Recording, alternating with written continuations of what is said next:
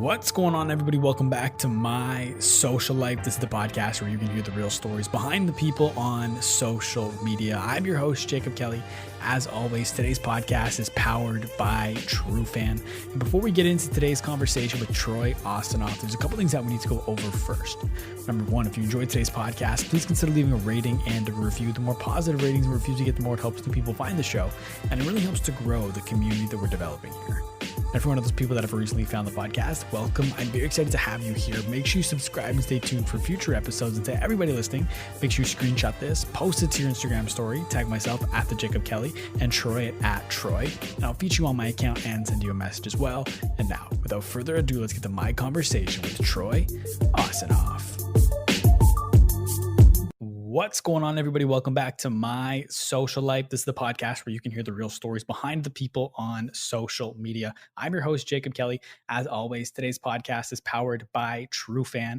And today we're joined by Troy Osinoff. And Troy is the co-founder of Juice, a full-service digital marketing agency. And prior to that, he was the head of acquisition for Buzzfeed. Troy's career with the internet is not new, though. In fact, it started when he was 9 years old, building websites for people. And I'm very excited to have him here on the podcast today to talk about that journey. Troy, welcome to the show.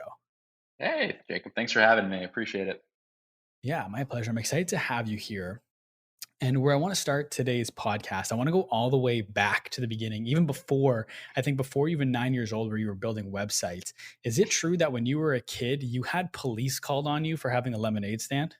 I don't even know how you knew that, but yeah. I had VHS tapes that I didn't want anymore, and I wanted to make some money.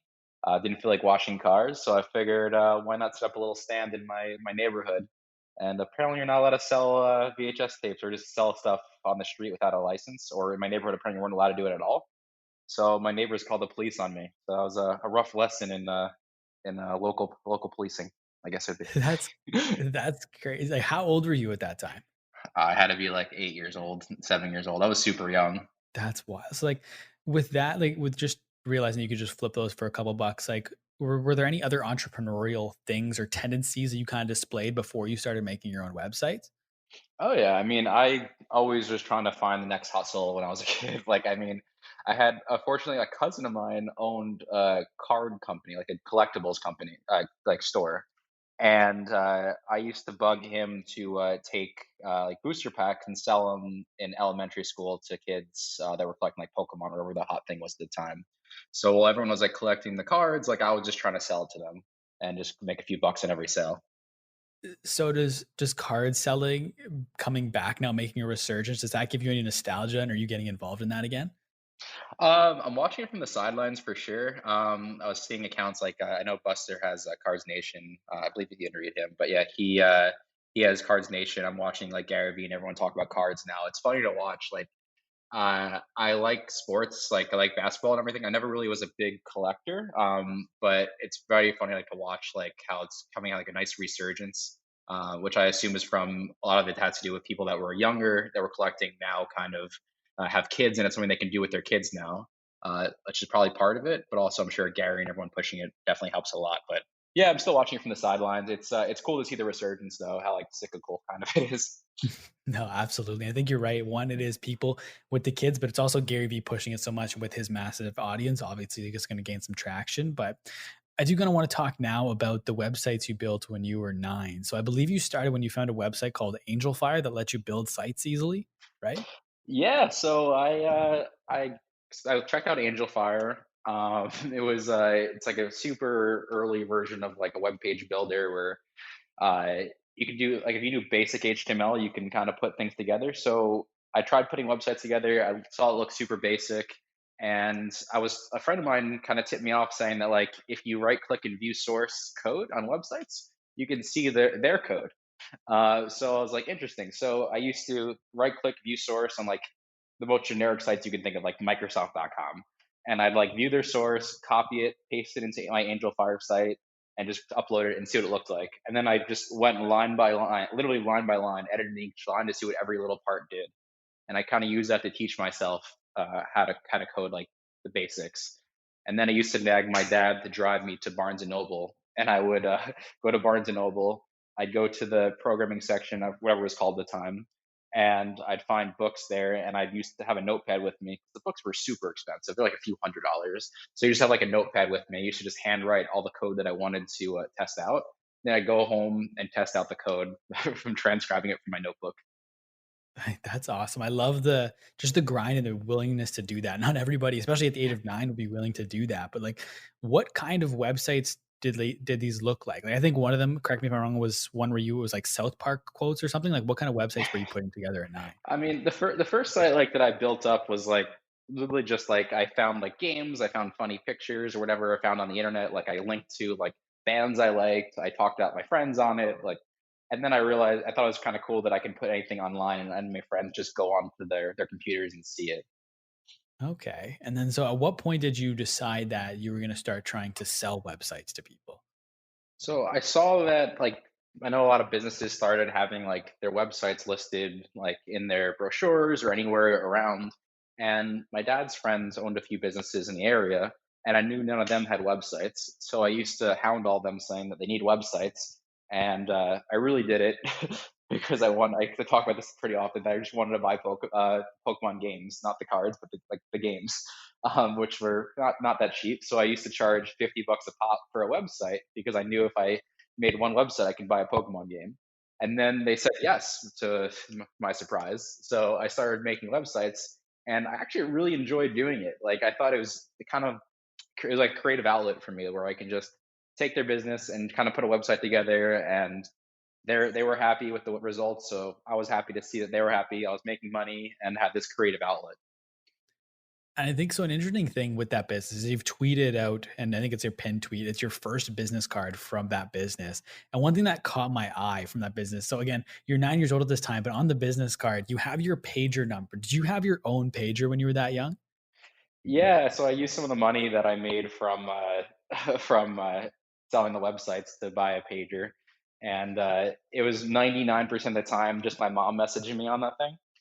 But every now and then I got a business one. So where do you think this drive came from? One, to obviously be doing the business and making websites for businesses, but also just the innate ability to just go and grind, to write down code from books at Barnes and Noble, to write down take code from Microsoft websites and tinker with that. Like, where did this drive come from at such a young age? It's a good question. Honestly, the making the websites and the coding part, like I said earlier, it's kind of just felt like a creative outlet. And it was just fun for me. Like I just personally enjoyed it.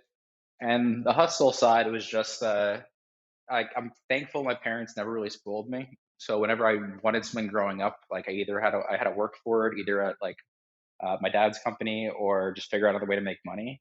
So I hated that I like if I wanted something I couldn't get it. So I just always try to have do hustles. So like if I want ever needed something that I was a game or whatever it was, that have means to get it.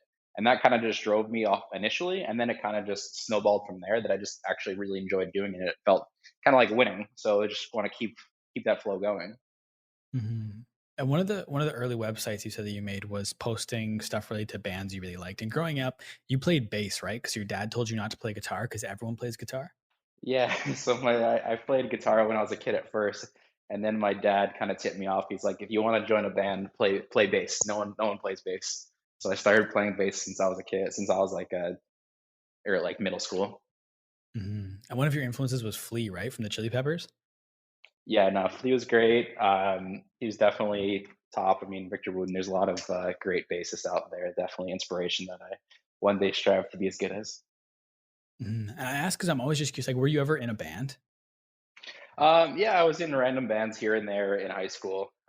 Obviously, we never made it, but it was a fun. It was fun to do. Like it's fun. Like it helped me early days. Like kind of put on my marketing hat, and like bands are just getting exposure, getting people to come to your shows, selling tickets, merch, whatever it is. And I all kind of tapped into what I was doing with the internet stuff, which is I knew how to market, I knew how to get attention online, and so for a band, it was pretty easy. Just keep people to come to shows or sell tickets or whatever merch would be. And so one of the first, like when you say you were able to get traffic, one of your first websites that really popped off was a site called Ban This. So can you bring me back to ninth grade Saturday detention where you're making that website for the first time?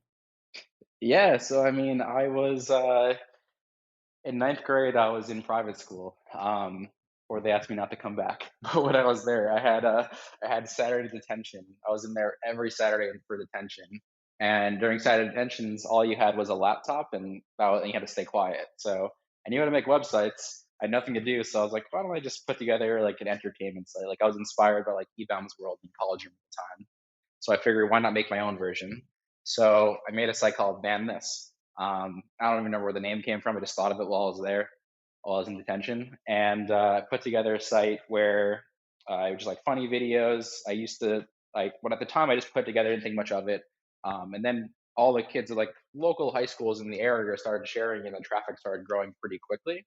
So I was literally after I developed it, I was staying up until like 12, 1 a.m. every night, just uploading new content, whatever I could find online, and just keeping it updated and barely sleeping. But I enjoyed it. And from my research, I heard you were very prolific with AIM in high school. Was that part of the strategy to grow the website? Um, AIM definitely didn't hurt. I bought a bunch of random AIM handles when I was young, just because I don't know why, like any celebrity names or any like generic AIMs that people would just message me on, and I just sent away messages to my websites. Okay. And so how did you ultimately like this website had, I believe, like hundreds of thousands of views a month at one point, right?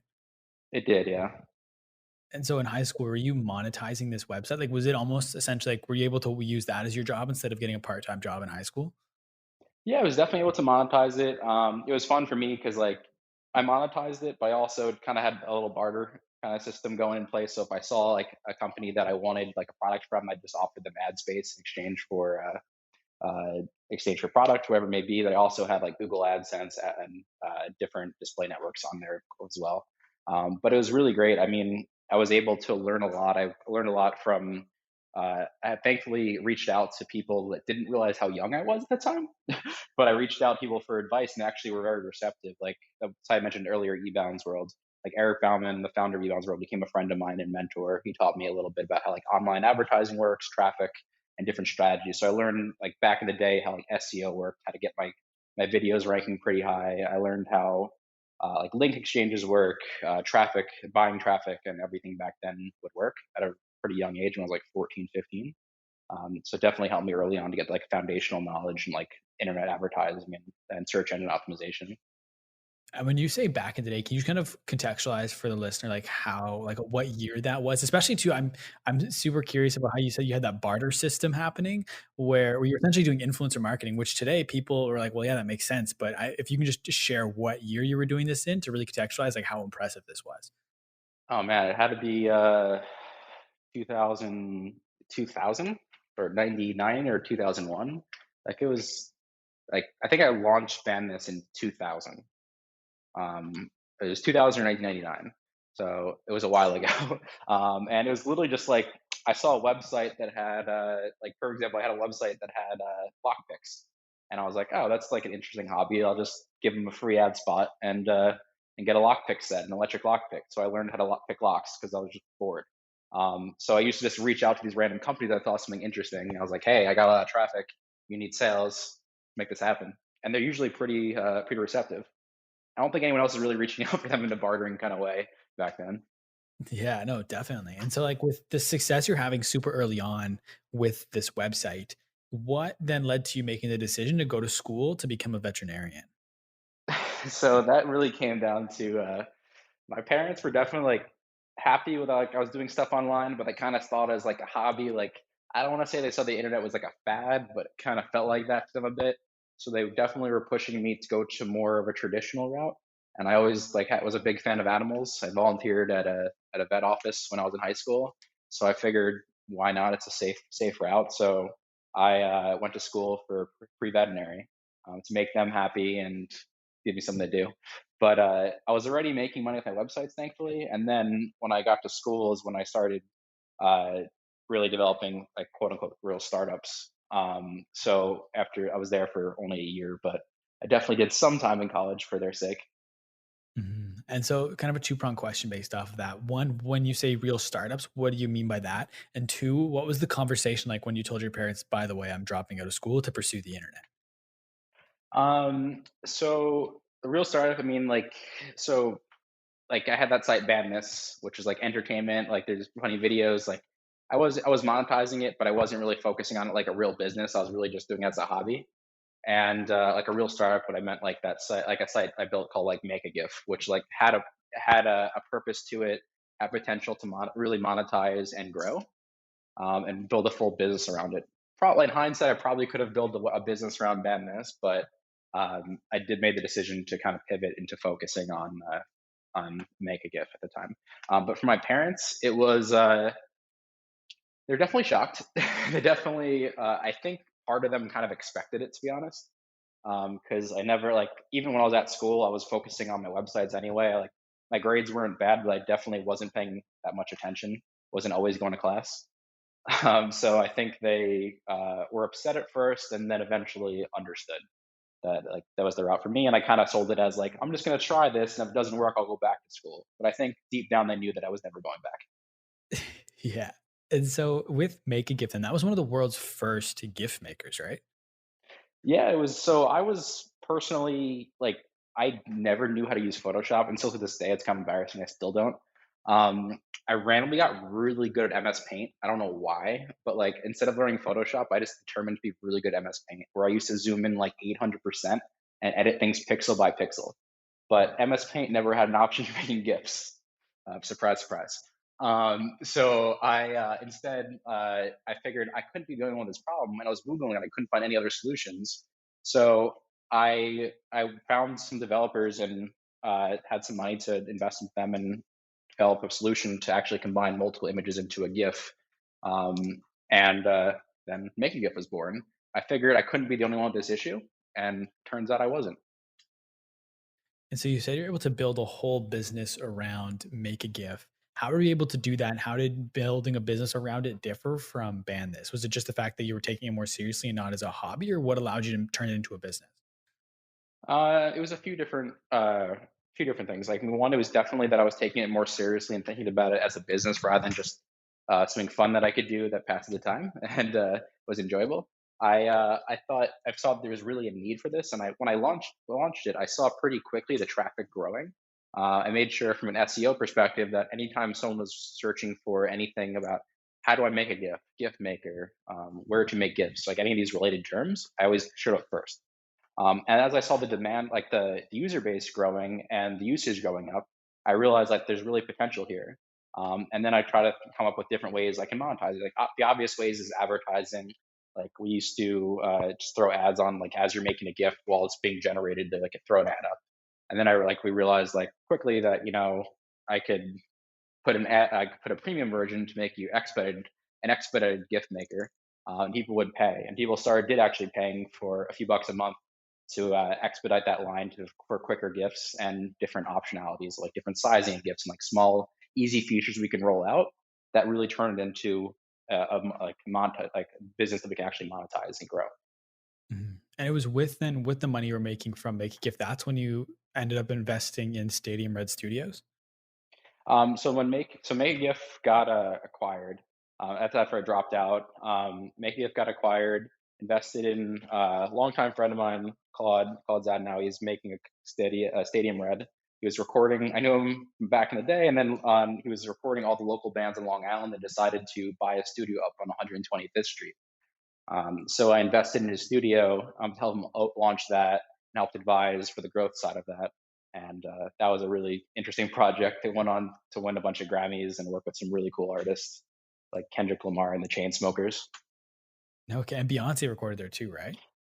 Beyonce, Yo Yo Ma. It's a really interesting list. Eminem, like it's just I mean, I was last time before we sold the studio. The last time I was there, like on the way up was like Neil Patrick Harris in the elevator. Like it just most random people came by. It was a lot of fun. That's awesome. So as someone like who was involved with music early on, how cool is it for you for the studio that you invested in to win a Grammy? Like I've seen those photos of you holding the Grammy. Like how cool a feeling is that?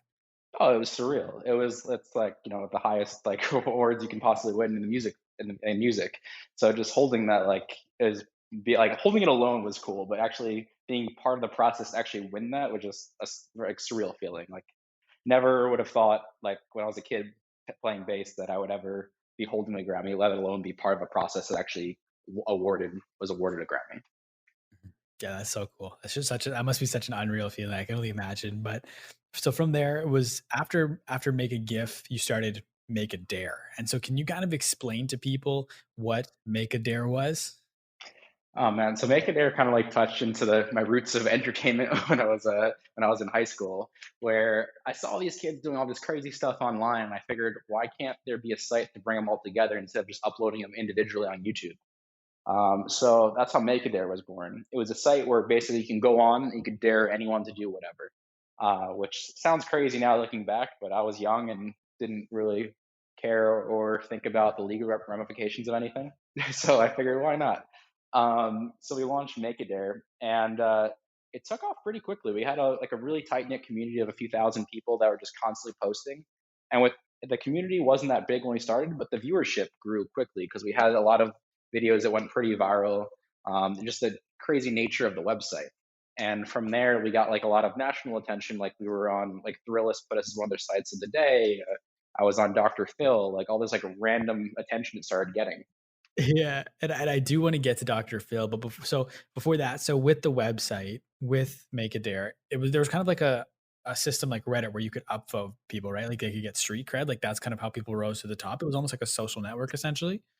Exactly. It's like a ranking system. So when you do like if you like you make dares, you can get points. If you actually complete the dares, you get, yeah, as you said, called quote unquote street cred. Whoever had the most street cred, there's like a weekly ranking system. We used to give out prizes. Then we had like sponsored dares where like a company would like we had a t-shirt company come in and do a dare of like who can put the most shirts on. Like that was one of our first ways to monetize was sponsored dares. Like put as many shirts on as you can, and take like and film it. And then we started like licensing videos because at the time, like Tosh.0 and like Jay Leno and all these TV shows were licensing content. And we realized that we were pretty much a hub for content of all this kind of stuff that they use on their store on their TV shows, and we control the content. So we can put out any kind of dares that we can then license to uh, these networks. And it was cool because we not only had got exposure for the people on the website, which what they cared about most, we also generated revenue and shared in that revenue with any of the licensing that we actually did. Okay. And, like, you, as the founder of this company, you weren't behind the scenes either. You were, like, a public figure with on the platform, right? Yeah, I was doing my dares. I did some dumb stuff, of course, some silly stuff, but I mean, it was fun. It was all in good fun, like nothing too crazy that I did. But yeah, I was definitely the face, I guess, that was active in all the conversations and participating in as many dares as I could. Figure if the founder wasn't involved, no one else would be. So I had to jump in. What I know you said you didn't do anything too crazy, but if you were to pick one that you're willing to share, I know, like, you drank an egg, and I just had a tough time watching that one, like, I can't even imagine, but is there a dare you can remember that you're like, "I can't believe I did that?" Um, I mean, we definitely like we did like random stuff. Like we I got dared to like challenge random people in Central Park to like just yell shirts for skins and challenge them to like random competitions. There was the cinnamon challenge, which like if I don't know if you've ever done it, just makes you like puke instantly, which is not fun. Um, there's a lot of interesting ones. Yeah, for sure, and so talk to me then about Dr. Phil. When did that opportunity first come where they wanted you to come on the show? Yeah, so I got a random email from the production company with Dr. Phil, and I kind of thought it was a prank on me. I didn't think they actually want me on the show, and I said sure, why not? And then actually they flew like sent me like credentials to fly out and like dates and everything. They flew me and my partner out. Yeah, Jared and I went out there, and it was definitely not what I expected. I didn't think it was actually going to happen, but I got grilled by Dr. Phil on TV.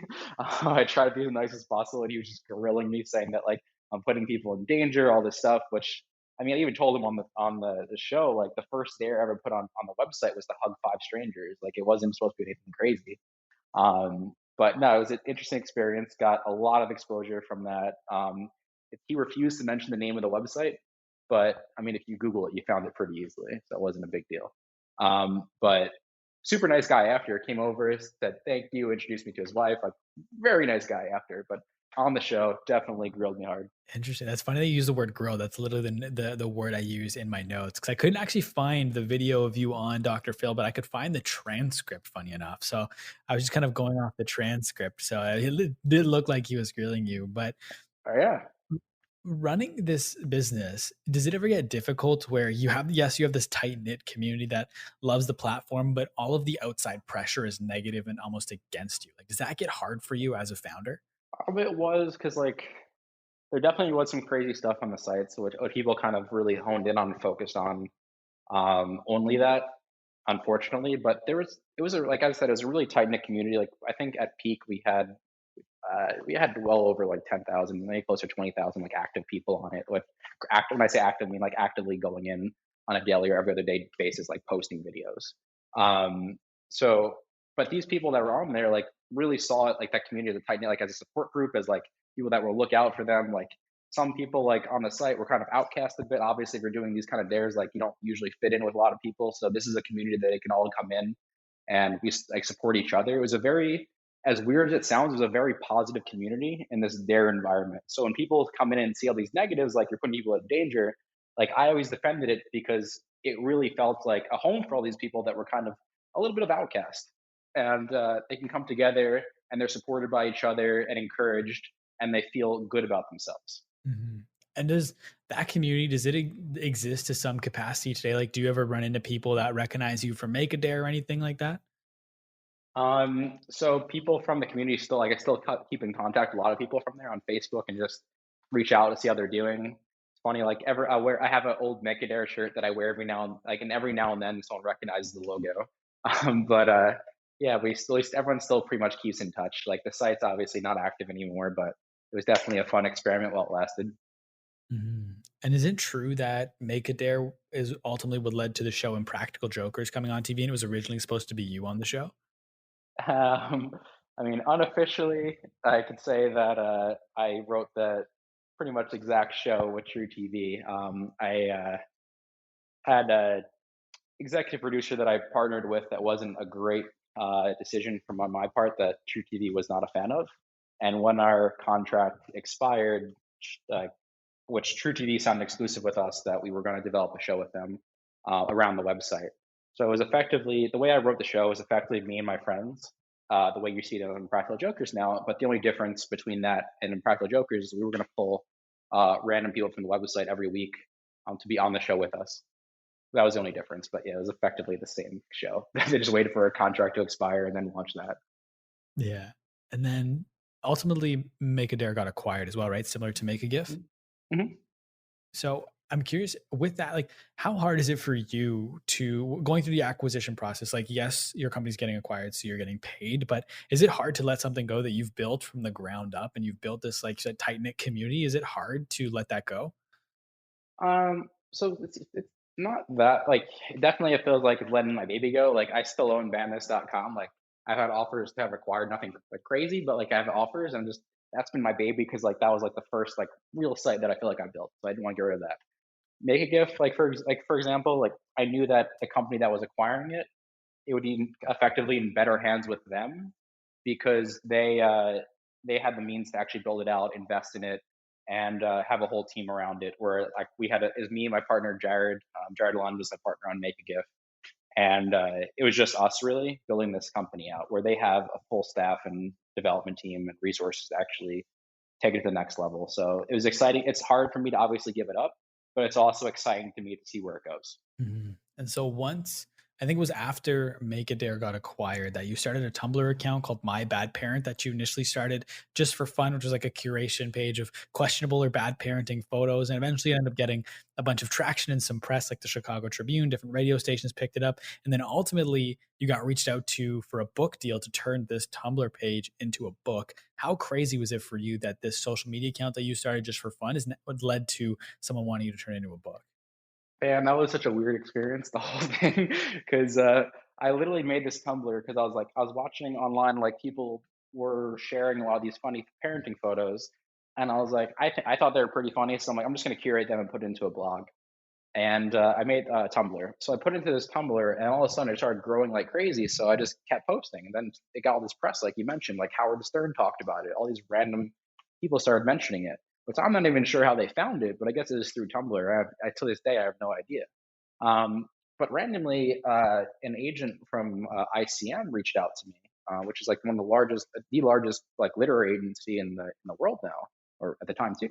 But they reached out to me to do a book deal, and I thought it was a prank. Like, it seems like a theme here, but like I thought it was a prank that I was just being someone was messing with me. Like I didn't believe it. I was like, sure, whatever. If we're gonna do a book deal, let's do a book deal, whatever.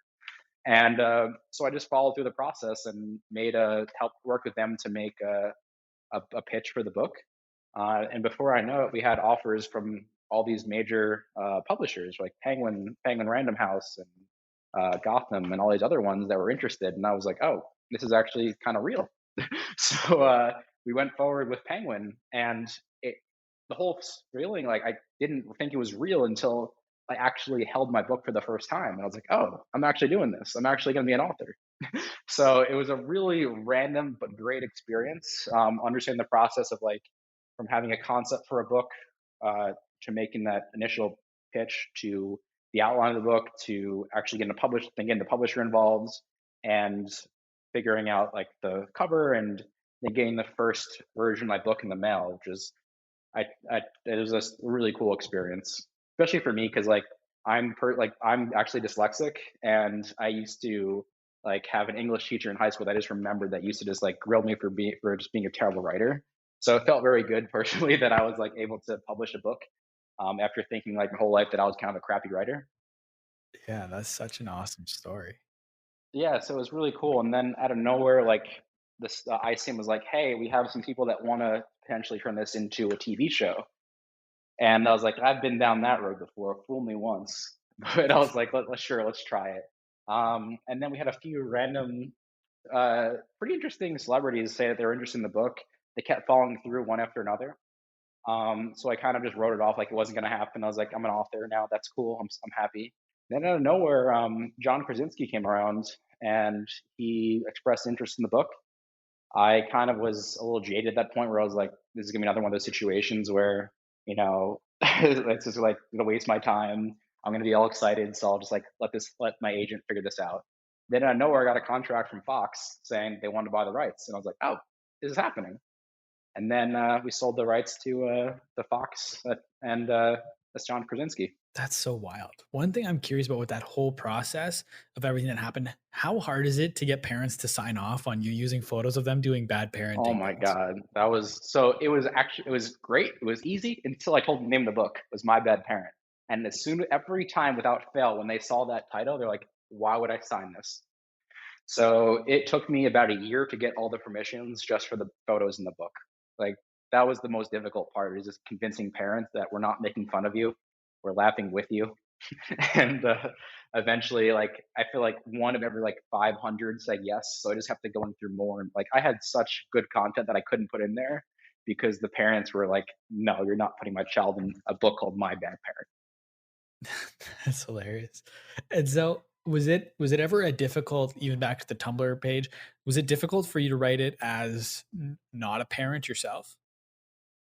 um no, because I never like put it in from like a parenting perspective or anything, but definitely like everyone assumed from then on that I was a parent. Like I have a dog, but I don't think that counts.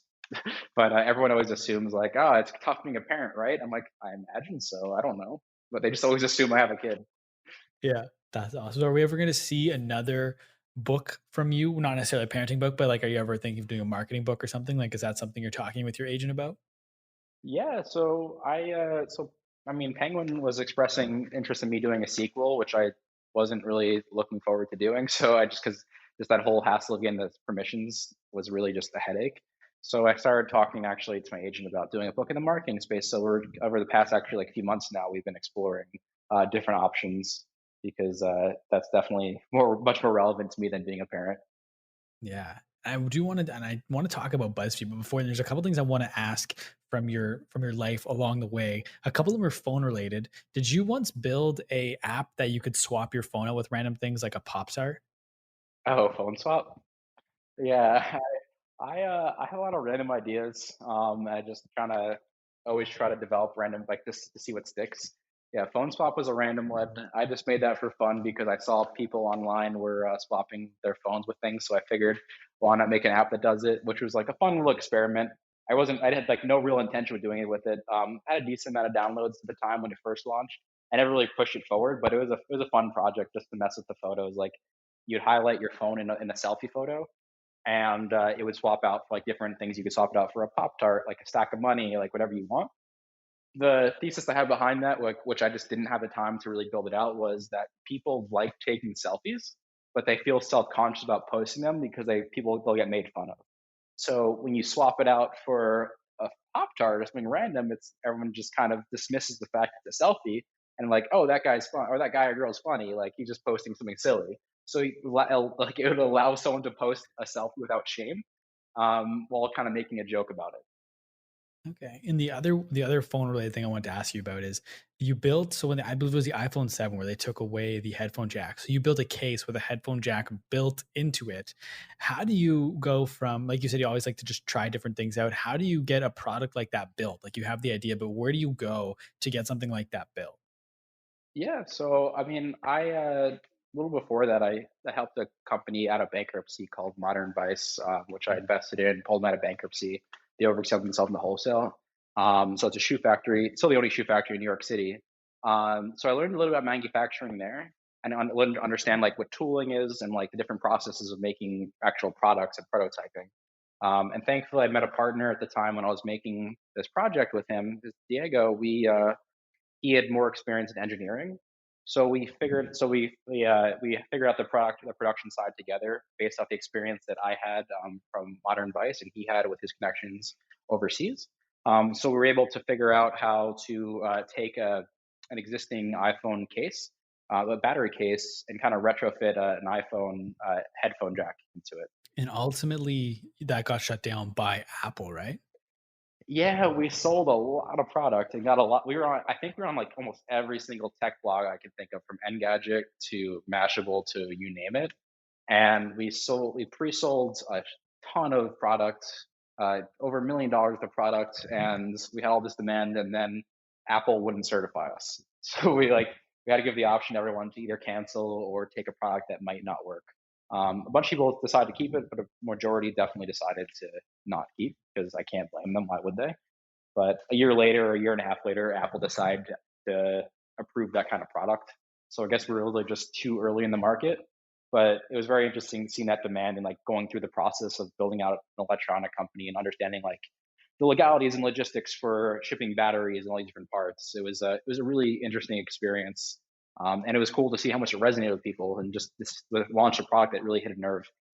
I'm curious as to what your philosophy is for determining what to start and what not to start. Because I feel like a lot of people, they have these ideas, but they don't have the ability to get them rolling or to even start. But we've talked about a bunch of different things: make a dare, make a gift, this phone case, phone swap. You invested in multiple different companies at this point.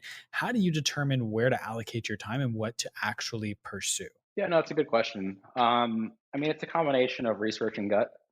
I always rely heavily on gut, which is not always the best option, but has worked out for me. But I try to get a good pulse on like overall sentiment on different areas, and just like seeing people are speaking about it.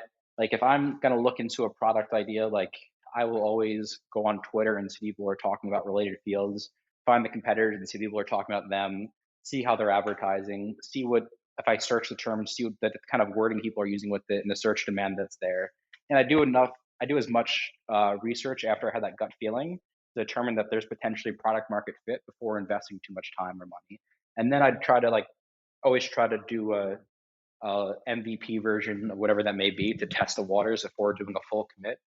Like if you're going to be making uh, like a product like the Fuse case was, the iPhone case you mentioned, like it's always best to test the waters first. So for us, that version of doing that was doing an Indiegogo. But nowadays, like what I would probably do is do like a vaporware test where I would make a fake product, put it online, see, and just run ads to it to see how people resonate with it, see how many clicks it gets, see if it's potential purchase it gets, and just refund anyone that made a purchase, and really test market before allocating too much time or money into the project.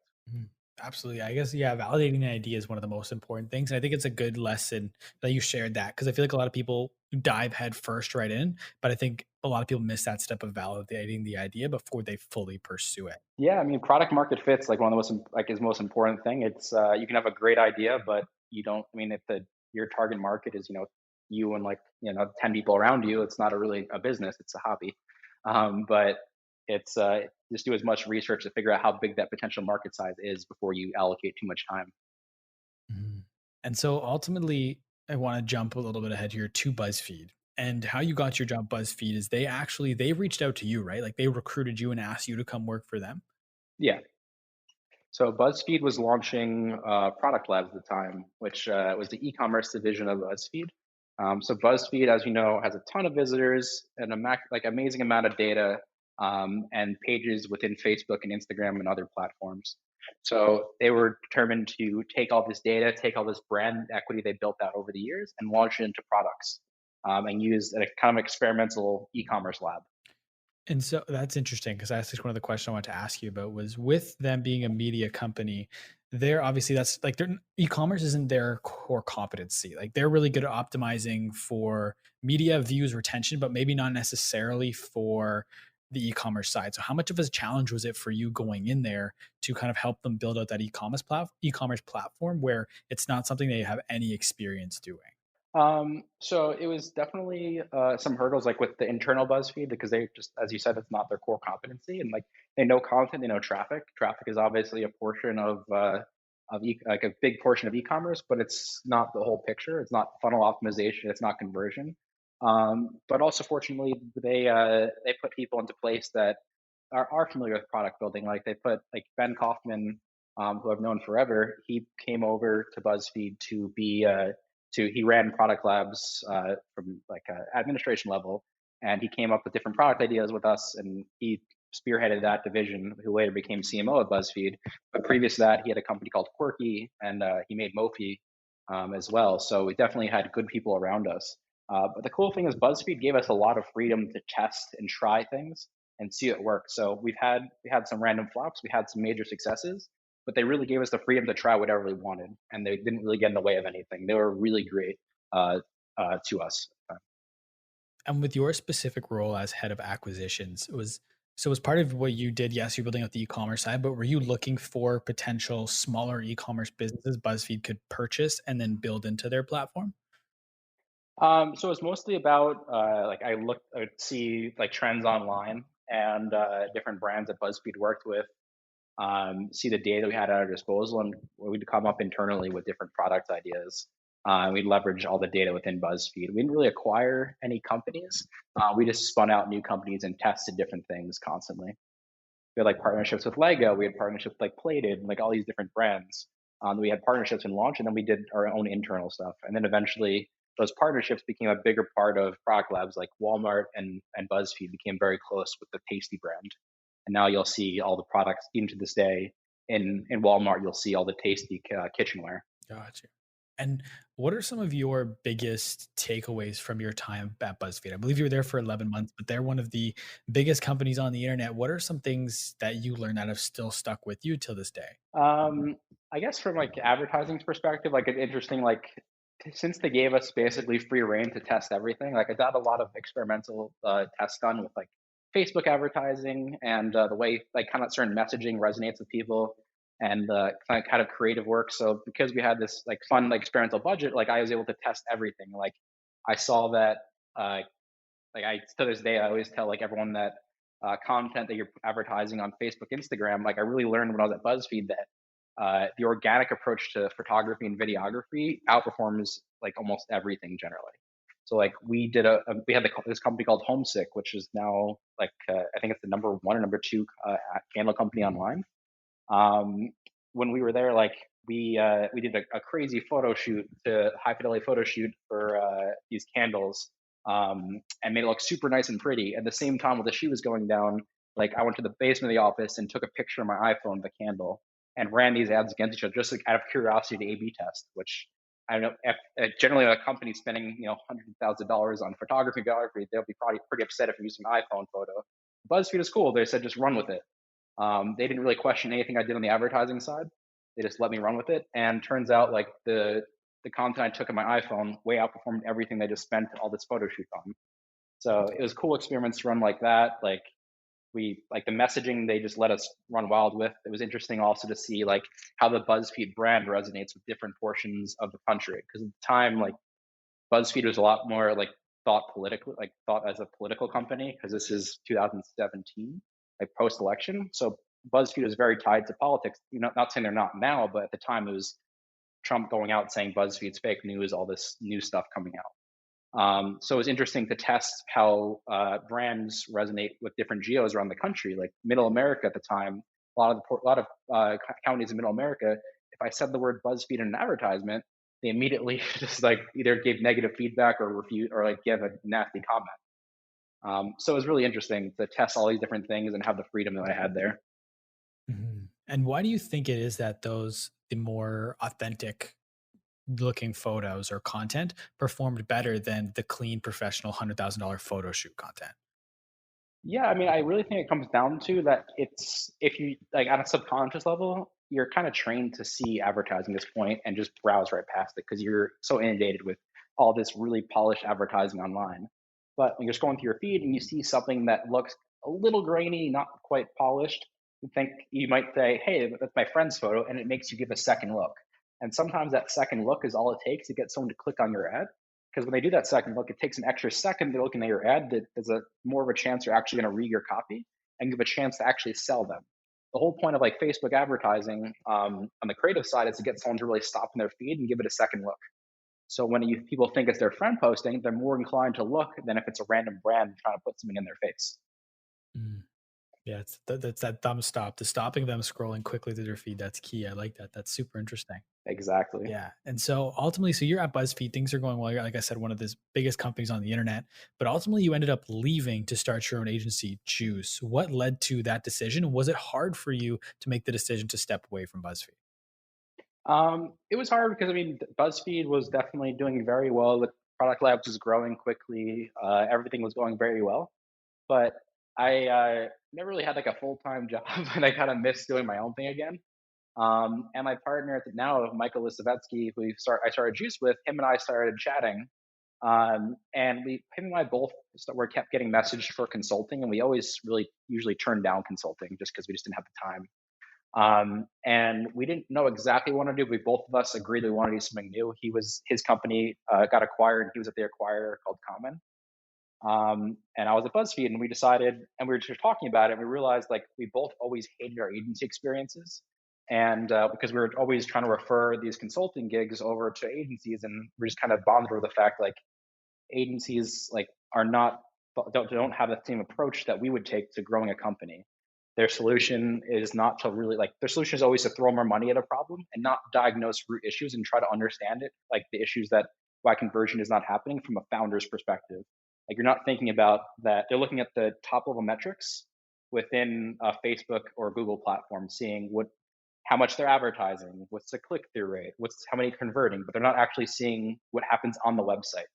So we realized if we took a full funnel approach and actually came to the agency like a true founder or operator would, we can definitely help more than a traditional agency has been. And then of course communication we wanted to improve on. We try to just think of every step of the way that we didn't enjoy our agent experience and how we can fix that one step at a time. And yeah, then we made Juice with that philosophy in mind. Yeah. And one way that you're kind of able to maintain that philosophy and that culture as your company scales is one thing you do is you hire founders, you hire other founders to work for your agency. And with that in mind, how hard is it to convince a founder to come work for you, to work for a company, as opposed to pursue another project or create another company at that point? Yeah, I mean, it's we for us it's like it's even if it's a founder of like a company that didn't work out because of the circumstances, whatever it may be, the most important thing for us is someone that's been in those shoes, thinks about the full phone business, thinks about not if like you're working in an e-commerce company, you're not just thinking about the ads, you're thinking about like what are inventory levels, what's margin, and just thinking beyond just the typical marketer's thought process of running ads. And they've actually swiped their own credit card, which is important to us. Like that's when we always ask anyone we're interviewing to work here: is have you ever ran your own ads? Because you think about ads a lot differently when it's not numbers on a screen; it's actually coming out of your bank account. So you're a lot more thoughtful when you're running those kind of advertising. Now, your question about people doing something new versus working with us is a very fair question. But the way we always worked with that was we always try to encourage entrepreneurs within our company. So if anyone has an idea for an e-com store or anything they want to launch, we always encourage them to pursue it. We'll work with them on it. We can split equity and just really grow a company together. If anyone has any ideas, we always launch. We've done multiple e-commerce companies within Juice with our employees, and it's been very fruitful for them. No pun intended. So you're saying like if someone has an idea for a company, you'll co-found it essentially within Juice and build out an additional like business on top of Juice? Exactly. Yeah. We actually, so if it's an e-commerce store, we have fulfillment centers. We have designers. If it's any ideas for a software company, we have 25 developers of the company, so we can help build out anything. So yeah, we actually have a few products in the works right now that we're working with some people at the company that I'm pretty excited about. That's how do you determine what to pursue in that point? Because I'm assuming with a bunch of founders working under the same roof, that's just going to be constant free flowing ideas. So how do you figure out which ones to actually go after? Like I said earlier, it comes down to MVPing, like vaporwaring and just testing. Like we don't know. We don't outright say no. Like if someone has had an idea they're passionate about, we want to explore with them and figure out the viability of that ideas. So we'll test it with them and see if there's a market. We want to keep encouraging that entrepreneurial mindset and like idea flow. I love that. And so how did then what's your approach to culture scaling? I mean, like obviously there's one just hiring the founders, but as Juice continues to grow, how do you maintain a culture that you would have started with right at the beginning? I mean, the most important thing for me is that we hire people that want to work and collaborate. Like the thing that we always avoid is no one on our team works in silos. We all work together. I don't ever want the company to be like a corporate, like if this person does worse, so I do better mentality. I want everyone to do well together and grow together. And that's the most important thing for us is that we're all collaborating, we're all working together, we're syncing on accounts together, we're developing or talking strategy together. Like I personally have a meeting with everyone once a week, everyone individually once a week on the team to make sure that they're like help them on strategy and see where I can jump in and be helpful. And I want the rest of the team kind of follows that, where like everyone meets with each other and helps each other out. It's as long as it's a collaborative environment, we're all growing together. That's the most important thing for me. Mhm. So when it comes to strategy, I wanted to ask you about influencer marketing because from my understanding, you're a big believer in influencer marketing. So correct me if I'm wrong, but you view influencer marketing as more of a brand awareness play than a customer acquisition play, right? Yeah, I mean, it definitely can do both. I always think about it from a brand, like it depends how you're running the advertising. Like you can definitely run influencer marketing if you have a paid partnership with an influencer and you're running ads against the influencer's page, then you can definitely do it for conversion. But if you're just giving out product and expecting sales, chances are you're going to be a little disappointed. But you're going to have a good brand uplift, and you can use your internal advertising to leverage all the brand awareness that you develop. So it just, and also it just comes down to making sure you have the right audience too. I mean, a lot of people do influencer marketing completely wrong. They'll look at the follower count and make their decision based off that. Occasionally, they look at the follower plus engagement and go off that, which is a little better. But what they're missing is the relevancy of the audience. Like if you're advertising, like if you're trying to get a new like alcohol brand and you're going to advertise to a fitness company, like a fitness influencer, it's probably not going to work. But if it's a new keto like food company, it's a fitness influencer, that's a good match, and you're probably going to get some conversions. So it's definitely people don't take it step far enough to really kind of decide if it's a perfect fit for them or they're just getting eyeballs.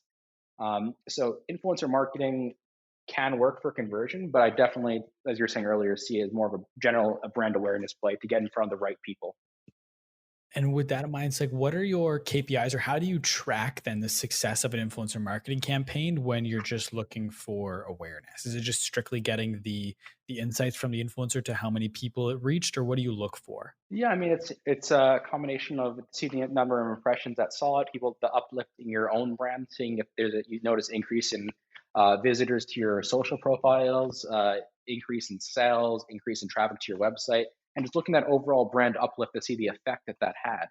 Now you're generally gonna because the influencers are going to be posting and tagging you, you're going to have more impressions for your brand. So that's what I was saying earlier. It's important that you follow up on that and you run advertising against people that now newly visiting your brand to get them in the funnel to potentially make a sale. Mhm. And so how then with influence marketing and saying getting people into the funnel, how do you tie all of your advertising efforts together? Like I looked on the Juice site, you have different partnerships with Facebook, TikTok, you're certified in all the different ad platforms. So how then do you tie everything together? So say you start with an influencer, where does your Facebook ads come into play? How does email come into play? What does that look like? Yeah, I mean, it really depends on the brand and the different brands at different price points, different like length of their funnel.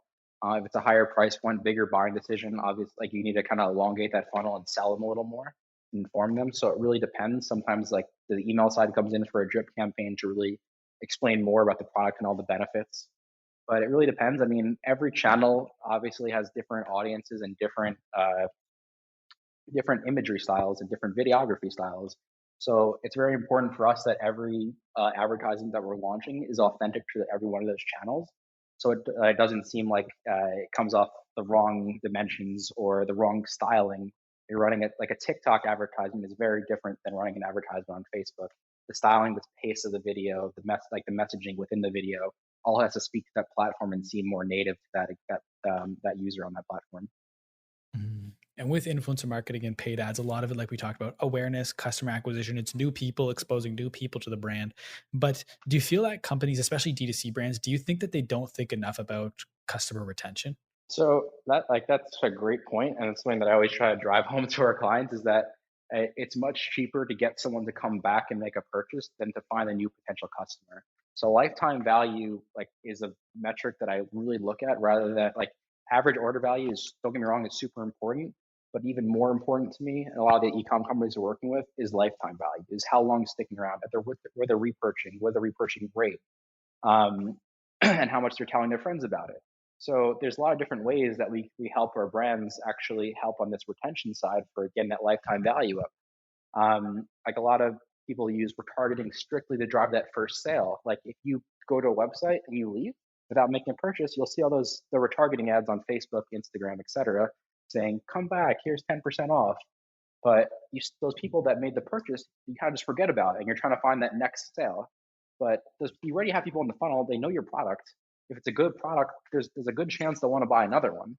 So like we use retargeting very heavily to keep retention up and actually be top of mind for previous purchases. So when they're ready for that next purchase, or if it's a gift or whatever it may be for their friend, that we're the first company they'll think of. Mm. No, I love that. Your relationship with your customer acquisition cost will be completely different if you're comparing it versus just the size of the average order compared to the one customer acquisition for one purchase versus the lifetime value. If you can get that lifetime value to be bigger, the customer acquisition cost, your relationship with it changes. And you mentioned there too, trying to when you retarget people that have already purchased. Correct me if I'm wrong, but you kind of look at retargeting the same way that the car industry does, where you make people feel good to try and stave off buyer's remorse. Is that true? 100%. Yeah, that's the example I always love. Is just always forget what company it's GM. I forget what it is, but he spends more on post-purchase advertising than they do on pre-purchase. They remove all buyer's remorse. It makes you feel good about the purchase. It doesn't make you question it. It's going to make you want to talk about it, and it's going to certainly make you come back again if it's a product you can reorder, whether it's a consumable or whatever it may be. That post-purchase advertising is super important. That not enough brands really focus on. You want the customer to feel very happy with their purchase and like they think they just made an amazing decision. Mhm. And where within that whole spectrum of advertising and customer retention, where does building up your own audience fall within that? Because obviously, if you have it, even if they're not customers at the time, just building up an audience, whether it be on Facebook, Instagram, or through your email list, visitors to your website, it makes it easier to advertise. So, like, where does that fall into your strategy? It really depends. I mean, definitely. So the great thing about advertising on social, it tends to naturally lift up your organic following just because you're spending on Facebook and then Instagram. People are going to be clicking through your profiles and it leads to follows. So you're building that up as well. Even people that haven't purchased are going to start following because they're interested in your product. So it gives a whole another channel to either nurture and grow, to potentially have sales later or just have brand advocates that talk about you. And the same note on like exit intent software and email collection for newsletters on your website is a great own channel that I always encourage our clients to grow. Because if you're completely reliant on Facebook for your growth, and whether it's on Facebook or if you have an Instagram page that has 1 million followers, that's great. But one algorithm update can potentially kill your organic following, your organic sales. So I always encourage to own the audience as much as possible. So for the email side, collecting email addresses, that's your list. Those are your customers. You can email them, you can reach out to them, you can check in with them. Any algorithm update that a social network does doesn't affect the audience that you already own. Mhm. And what about your personal audience? So I do want to get into owned audience, but I want to touch on first with Twitter. I mean, one, you have one of the best handles on the platform with at yo. You're sitting at over 199,000 followers right now. How at first, I'm just curious, just where do I want to start with Twitter is how did you get that handle? Yeah, so Twitter was launching their ad platform over 10 years ago now. I guess I've been a while. And I had Naked Air at the time, or a little older than that, maybe a little longer than that. And I was trying to advertise. I wanted to advertise on Twitter, so I got part of the beta program and helped them actually develop out the features that I'd want and help them kind of scaffold that ads.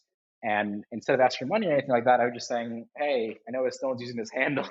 Can I use it?" And to my surprise, they gave me at Dare for Make a Dare, and they gave me at Yo. And you also have at S, right? Yes, that was the other one I grabbed, a single letter. That's awesome. I think that's cool, especially when like it's like a full circle moment when you how you mentioned earlier with the AIM, you grabbed a bunch of interesting and random handles like that too. I think that's super interesting. But then, so what is your strategy when it comes to Twitter? You have about 200,000 followers at this point. What is your primary use for it? So for the longest time, like I was just growing my audience, just posting whatever was relevant. And like when the new like Apple update came out, I'd just be tweeting out aggressively, nerding out to the Apple WWDC events. And that would grow me a lot. And I just kept posting current events. But as of the past like few months, like after I grew that an audience pretty significantly, I kind of more focused towards the marketing side, and I realized a lot of people that follow me are in the e-commerce space or potential entrepreneurs. So I realized it became, since I have this massive audience now on that platform, it becomes a great platform to really help people that want to launch their companies. And as I have like my random thoughts during the day of the brands we work with, just sharing the insights that I've been working on over the past few years with my following, and hopefully it helps them grow their brands. And I've received DMs every now and then, people saying how much it's helped grow their company or how much they appreciate it. So it feels great to me that I can be able to help these strangers that I don't really know with the random insights I have, and happy to share them. Is Twitter an underrated networking tool in your opinion? Twitter is my favorite networking tool. I I'd take it over LinkedIn any day. I it gives you direct, like you can directly message. Well, you can't directly message, but you can directly tweet at anyone you're potentially interested in getting connected with. I've met a ton of amazing people off of Twitter. I met my previous business partner off of Twitter. A lot of clients we have now are from Twitter, and just people that I just became some of my closest friends are from there. And just a really great platform to see anything that's going on, like just stay informed and just have open dialogue. Mhm. I asked because Twitter over the last couple months has slowly become one of my favorite, if not my favorite social platform. So I was just curious because I feel like a lot of people sleep on it for being a great networking platform. But what about Instagram? I feel like a lot, like at least personally, my usage of Instagram is going down. What's your usage like? Because you're still 86,000 followers there. You're verified there. What's your relationship like with IG right now? I feel like I'm a terrible Instagram user, like well, partially just because I don't really scroll through Instagram. Like their stories feature, as much as I made fun of them for copying Snapchat initially, like is the only feature I really use on Instagram. I don't really, as you can see, I don't post every few months, but I post stories every day. I check my friends' stories. It's a fun platform. I don't really use it for networking or anything. I just have like a bunch of my friends on that. I see what they're up to. Um, but it's definitely like if I had two platforms I use it's really Twitter and Instagram. Okay. And so what ultimately I'm curious, like you were on Instagram pretty early. Like you were on there within the first 4 months, I believe, is when you would have launched your account. Is that how you got the handle Troy, or did you have a different at before then and just bought Troy? So my at originally was actually ban this. my And then I switched it to Troyo, and then at Troy wasn't in use, so I swapped it over to at Troy. That's awesome. I mean, like you have some of the best handles out of anyone I've ever had on this podcast. Like you have just the simplest, like that's just awesome. I was just curious because the both of your handles are awesome. But right now, Appreciate that. yeah, no worries. Right now, what excites you about the social media space? Um, I mean, it's exciting to see. I'm like really curious to see in the future what like Facebook is going to be doing and these new there's not a ton of platforms being launching, so I'll be curious if anything else launches with like potential TikTok ban on the horizon. Instagram keeps rolling in features that like they see on other platforms, which I know they're going to have Reels soon, which is their TikTok competitor. They just announced yesterday or today that they're having a fundraising component to Instagram now, and they're just kind of throwing too much into the platform. So I'm curious, one, to see how Instagram and Facebook develop all these new features and can potentially sustain this audience they built. And I don't know if they can even grow anymore. I'm really just curious to see what's launching next. I mean, TikTok is a relatively new platform that grew to a massive scale. Um, so I'm really just kind of curious to see what the next platform that comes out is. Like, I've been active on a platform called Clubhouse over the past few months, which is uh, obviously like it's a much smaller platform. Like as far as networks, it's network on the platform because only a few thousand users on it. But I'm curious if these new niche like social networks going to be launching, where it's more invite only, more inclusive, kind of friends of friends, um, and not so broad social network. So, kind of curious, one, how Facebook's going to keep their large, broad network going, and how these new niche ones are going to grow. What else is going to grow? Because there's a lot of openings in the people that are trying to be off of Facebook now Mhm. off of TikTok.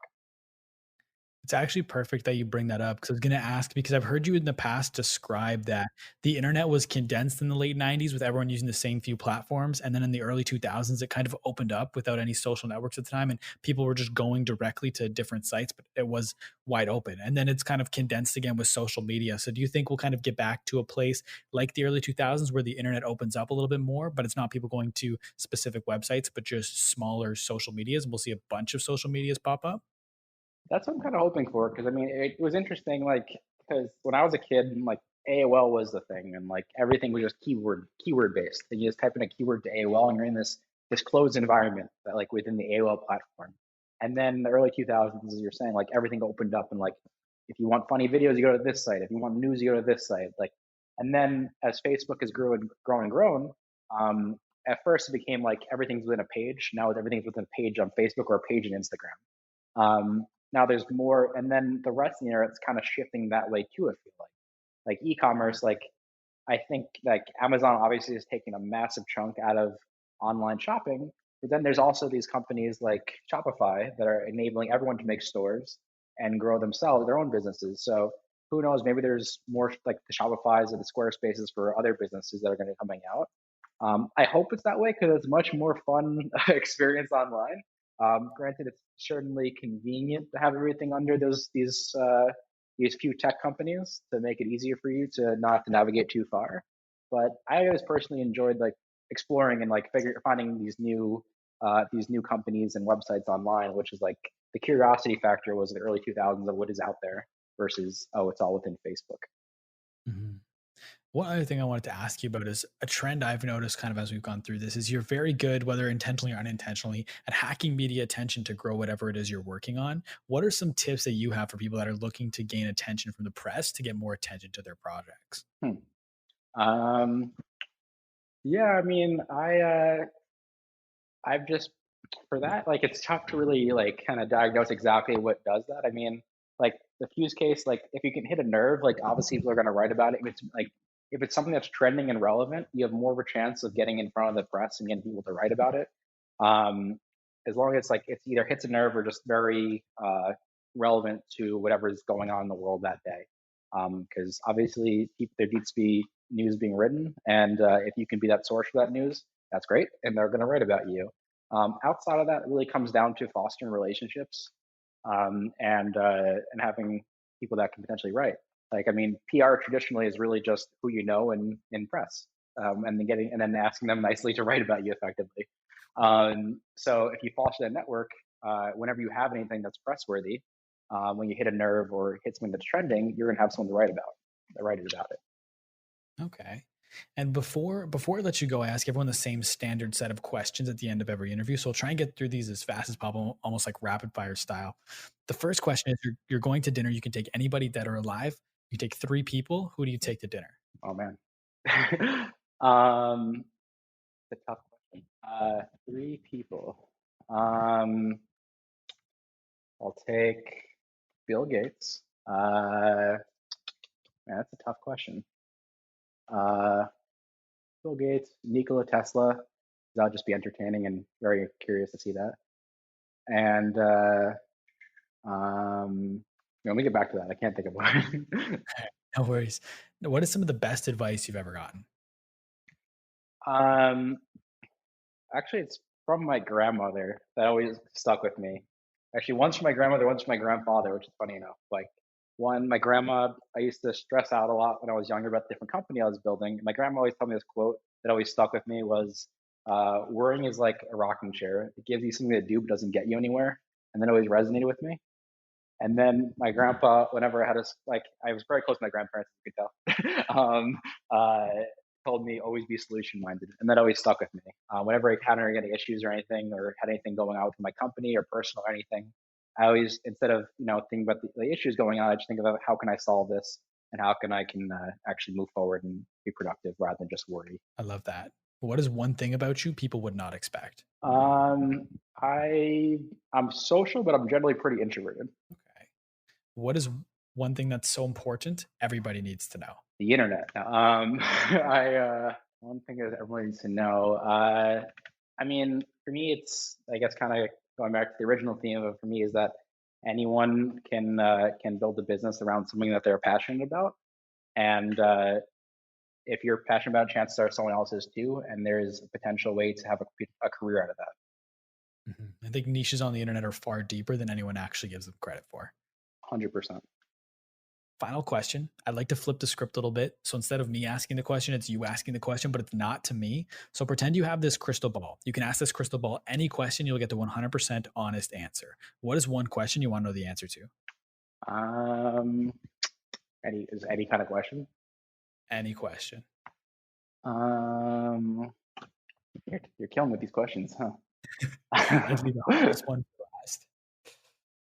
Apparently, any question, open-ended question or No, okay, which open one? end. It could be any question, whether it be about life or business, sports. Like when are the Knicks going to win the championship? It could be anything. I mean, that would be my question. Is when the Knicks when the Knicks could ever win the championship would be a nice question to have answered as a lifelong Knicks fan. Yeah. I love that. But I want to thank you for taking the time to be on this podcast, man. I want to give you the floor. I know we've talked about your handles already, but where can the people find you, plug anything and everything you got right now? Yeah, for sure. As you mentioned, if you want to follow me on Twitter, just at Yo. On Instagram, just at Troy. And if you want to check out my company, just thinkjuice.com. And you can see what we're up to on the marketing front. And yeah, feel free to anyone to reach out to me anytime on Instagram or Twitter. Always happy to help and answer any questions I can be helpful with. Awesome. Well, I want to thank you once again for taking time to be on this podcast. I want to thank everybody for listening, whether you've listened the entire way through, you only listen to bits and pieces. I really appreciate you taking time to check this out. Everyone do me a big favor, go and follow Troy. I'll make sure everything's linked in the show notes down below. If you'd like to follow me, you can find me on Twitter and Instagram at the Jacob Kelly. Feel free to come and say hello. My DMs are always open. If you'd like to follow the podcast, you can find us on Instagram and at My Social Life Podcast or YouTube by searching up My Social Life. As always, today's podcast is powered by Trufan. Thank you once again for listening, everybody. We'll talk soon.